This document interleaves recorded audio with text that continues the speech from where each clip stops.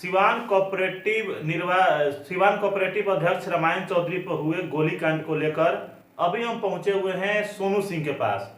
वही सोनू सिंह जिनका एफआईआर में नाम है और गोली चलाने वाले यही हैं जैसा रामायण चौधरी का कहना है एफआईआर में। आइए जानते हैं इनसे क्या कुछ कहते हैं, इस पूरी घटना को लेकर अपना पक्ष क्या रखते हैं। तो सोनू सिंह, क्या कुछ कहना चाहिएगा जिस तरह से आपका नाम आया एफआईआर में, गोली आप ही ने चलाया है रामायण चौधरी पे, उसको लेकर? हमें ये कहना है आपके चैनल के माध्यम से, सिवान के सभी सम्मानित जनता को मेरा नमस्कार। रामायण चौधरी जी द्वारा जो मेरे ऊपर आरोप लगाया गया है वो सरासर बेबुनियाद है, सरासर गलत है। क्योंकि रामायण चौधरी जी मेरे बड़े भाई जैसा हैं, उनसे मेरा अच्छा रिलेशन है। उनका मेरे यहाँ सप्ताह में 1 बार 2 बार 3 बार आना जाना भी रहता है। अब उनके दिमाग में, उनके मन में इस घटना को लेकर क्या उनके अंतर मन में लगा कि अभियुक्त के तौर पे उन्होंने मेरा नाम दर्ज कराया है। सोनू जी, उन्होंने एफआईआर जो किया है उस एफआईआर में साफ वो लिखे हैं कि सोनू सिंह आते हैं मेरे दरवाजे पे और पिस्टल निकाल के अनाधुन गोली चलाने लगते हैं। यह घटना 8:15 की है। एफआईआर में समय भी लिखा गया है। तो क्या उस समय पे कोई आपके पास साक्ष्य है जिससे साबित हो कि आप वहां नहीं गए थे?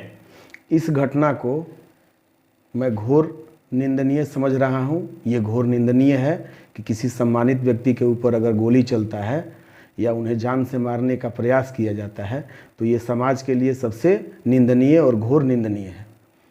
उसके साक्ष्य के रूप में जिस सीसीटीवी फुटेज का उन्होंने सोशल मीडिया के माध्यम से लोगों तक पहुंचाया गया है, उसमें जो व्यक्ति स्प्लेंडर गाड़ी से आर्म्स निकालता है, पिस्टल निकालता है, उसका हुलिया और प्रशासन की ये जांच का विषय है।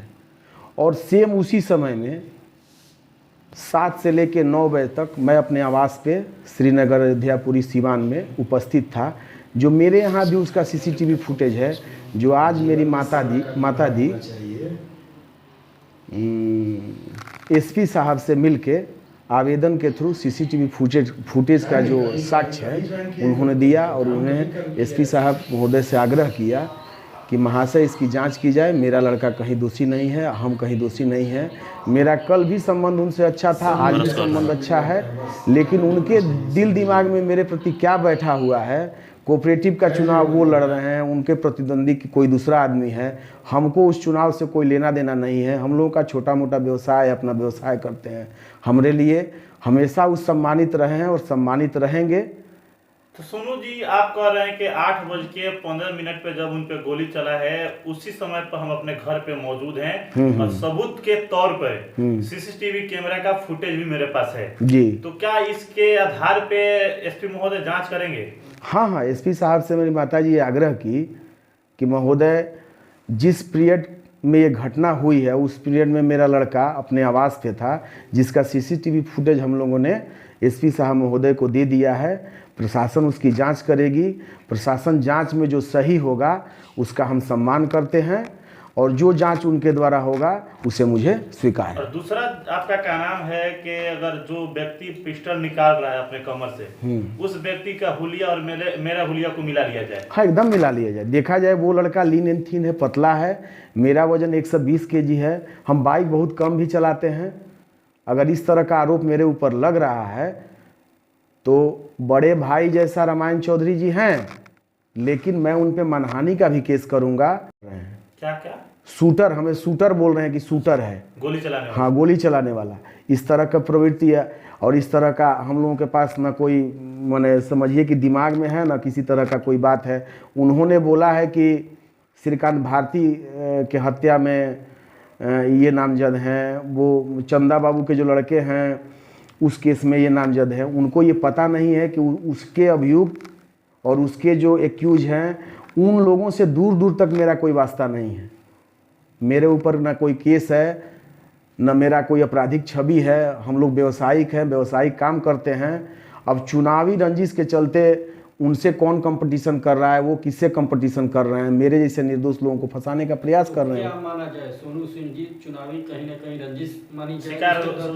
हाँ, उनके चुनाव को लेके, जैसे हमारे यहाँ पैक्स के लोग कुछ आते हैं, कुछ मित्र हैं, कुछ संबंधी हैं, कुछ हित हैं, तो उनको लगता है कि ये वोट हमरा दूसरे को दिलवा देंगे, लेकिन हमको इस चुनाव से कोई लेना देना नहीं है। एक बात आपने और कहा था कि रामायण चौधरी का हमेशा यहाँ पे आना जाना लगा रहता है, तो क्या इसका भी प्रूफ आपके पास है? हाँ हाँ, मेरे यहाँ डीसीओ साहब रहते हैं, डीसीओ साहब पास रामायण जी हमेशा आते हैं, हमारे साथ बैठ के खाना पीना भी रहता है, उनका अच्छा संबंध भी है।